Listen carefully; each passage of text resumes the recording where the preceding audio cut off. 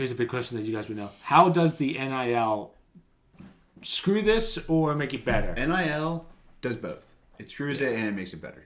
It screws it for teams that were good. Oh, I guess we should. Okay, so the NIL, I forget what it stands for the viewers that don't know. Name, image, and likeness. Name, image, and likeness. Basically, in layman's terms, college athletes are getting paid a lot of money now. Yeah. So give me the pros and cons. Pros. I mean, the pro of it is now you'll have a really, really good player go to a not so good school because they'll pay him. Con would be for a school like maybe Penn State, who doesn't have that much money to put up. It's hard to compete. So Ohio State spent $20 million on their team. Penn State is estimated at about $8 million. We don't know the actual number.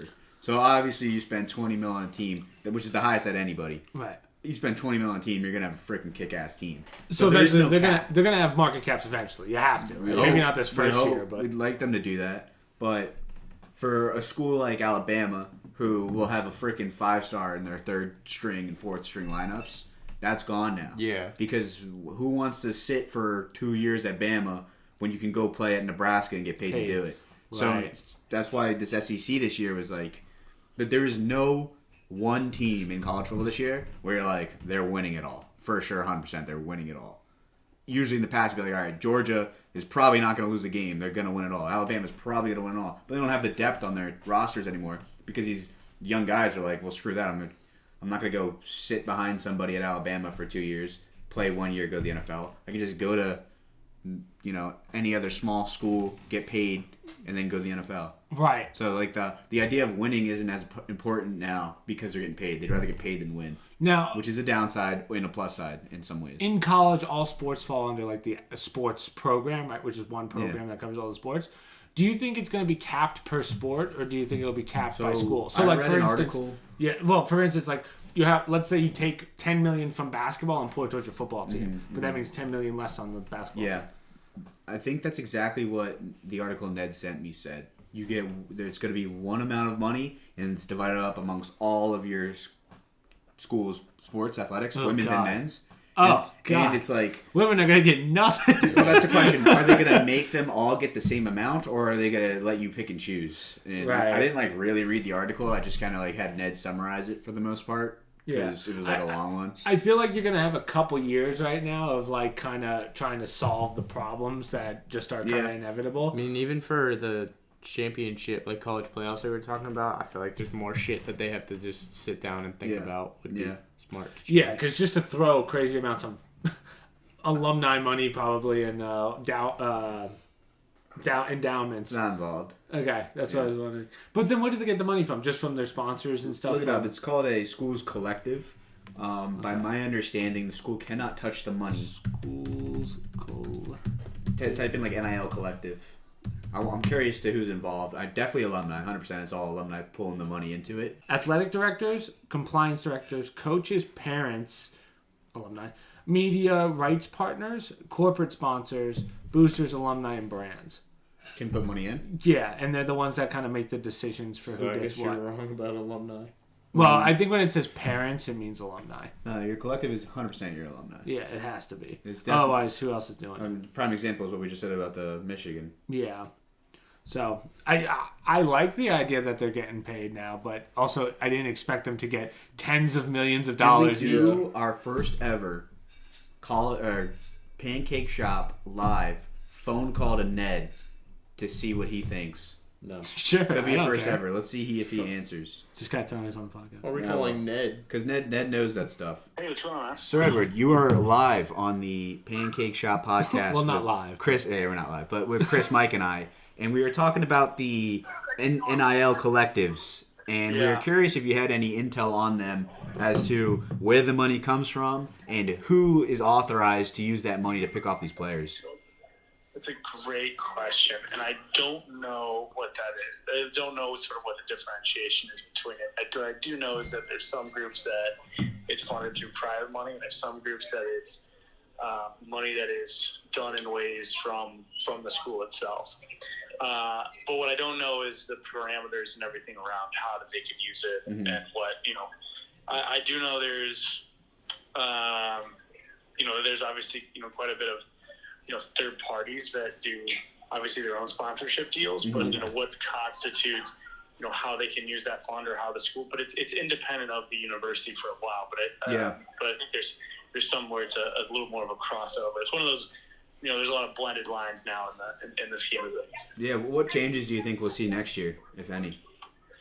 Yeah, I think one of the things that's very realistic that you're going to see is a cap. Yeah. And not only a cap on the amount, but the amount is going to be across all sports groups. Yeah.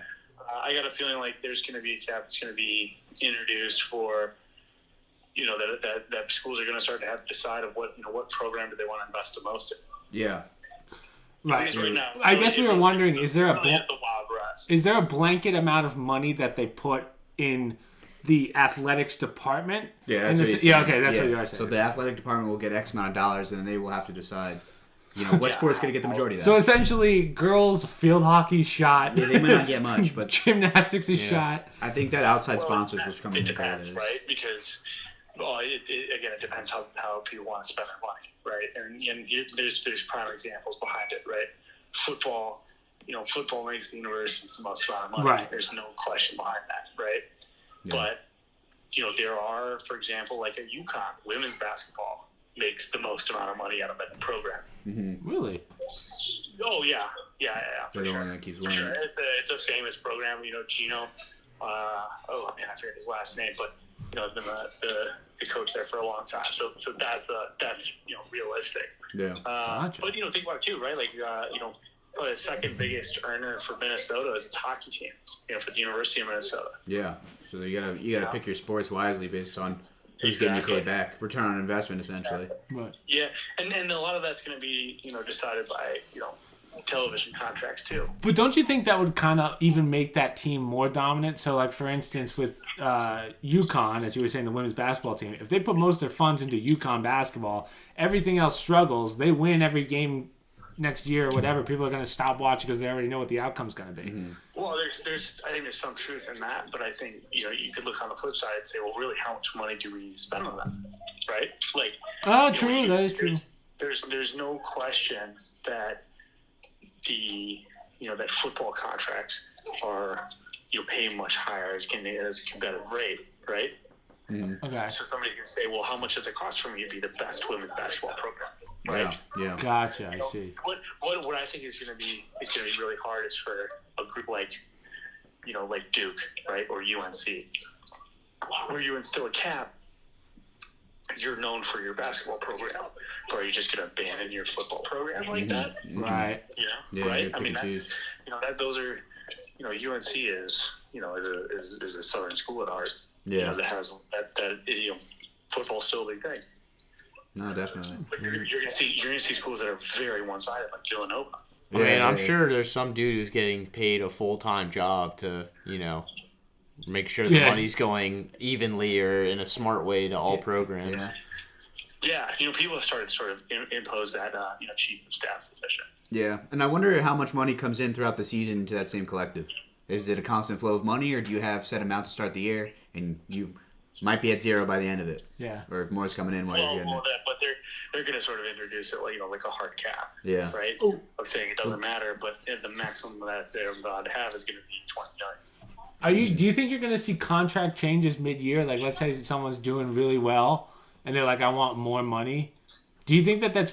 I feel like that'd be much harder to do. I think that's possible. Like, maybe in the future it'd be hard to do. I don't think that's going to happen. And the reason why I don't think that's going to happen is because, let's say the flip side of that, right? Like, there's a reason why, the CBAs, for both, the NBA, the Players Association, and the NFL, and all these contracts are done on a yearly basis, right? But you think on the flip side, right? If a player starts playing bad or he's out for the season with an injury, what do you think he's going to give up all that money? Yeah, true. Yeah, good point. All right, final question for you before we let you go. Last question: if you were to put your bank account on one person to win the national championship, what team are you picking? That's a great question. No hard feelings. You give the honest answer here. Yeah, I'm still going to go with Georgia. With Georgia, Ooh! to pull it off. I think Georgia? it's What in the most- bias? Most well-rounded team. No, but I think we haven't seen a lot of tape on Gunnar Stockton. And Yeah. I wonder how much that's also going to play to the benefit of that. You have a lot of time to warm him up. Was Gunnar Stockton a 5-star? Definitely. I don't think he was. I'll look that up after. Was he at but- least like a I 4-star? think if he was, it wasn't like he was like the number one. Yeah. Yeah. I've always said that being a quarterback at Alabama or Georgia, the reason they don't typically translate well into the NFL is because they're just surrounded by so much talent that you don't really have to be anything great to perform. You'll still have the best O-line, the best running back, the best wide receiver. So I think that regardless of Carson Beck being there, they're still probably the biggest threat. I think you're right. Yeah.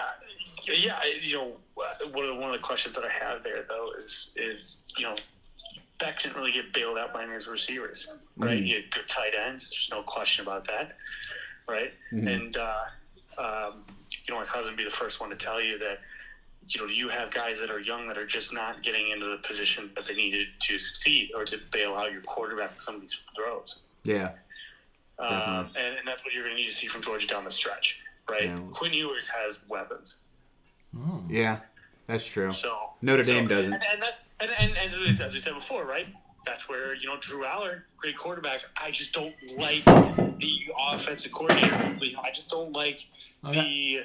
I don't have a lot of faith in that, and that's the hesitation that I have. I think Bobo is much more of a conservative play caller, but I know if he's up, they're going to win the game. Yeah. True.